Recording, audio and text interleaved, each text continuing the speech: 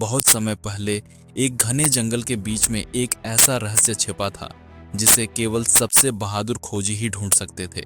यह कोई साधारण जंगल नहीं था।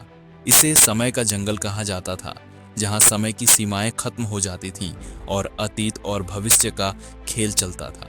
आर्या, एक जिज्ञासु और निडर लड़की, हमेशा रोमांच की तलाश में रहती थी।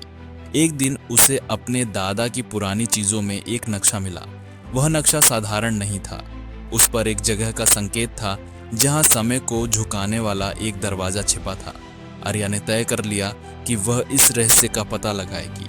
वह जंगल में गहराई तक गई। पेड़ों के बीच एक पुराना बरगद का पेड़ खड़ा था, जिसके जड़ें हल्की सुनहरी रोशनी में चमक रही थीं।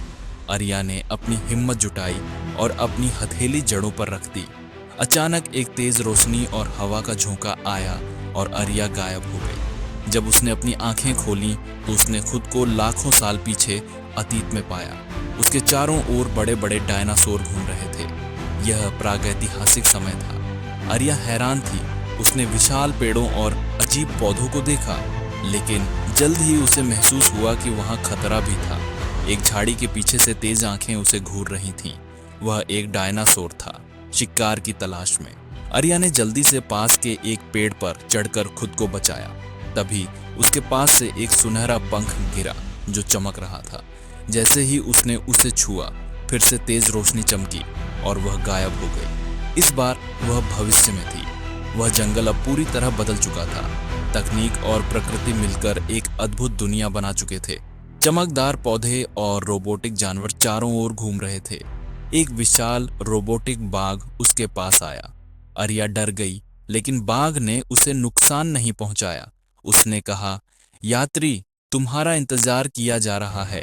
समय रक्षक तुम्हारा स्वागत करेंगे। बाघ उसे एक विशाल पेड़ तक ले गया जो लकड़ी और धातु का मिश्रण था। उस पेड़ के भीतर समय रक्षक रहते थे, एक अद्भुत प्राणी जो रोशनी और बेलों से बना था। उसने आर्या को बताया कि समय का संतुलन बिगड़ गया है। अगर इसे सही नहीं किया गया तो अतीत और भविष्य हमेशा के लिए बर्बाद हो जाएंगे।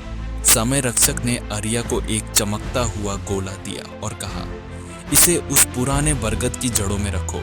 संतुलन तभी बहाल होगा, लेकिन जल्दी करो, समय कम है।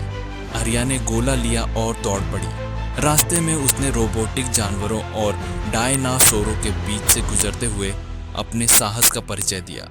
वह उस बरगद तक पहुंची जहां से उसकी यात्रा शुरू हुई थी। पोर्टल धीरे धीरे बंद हो रहा था। उसने अपनी पूरी ताकत लगाई और गोला जड़ों में रख दिया। जंगल सुनहरी रोशनी से भर गया और सब कुछ शांत हो गया। समय का संतुलन वापस आ गया था। आर्या ने राहत की सांस ली।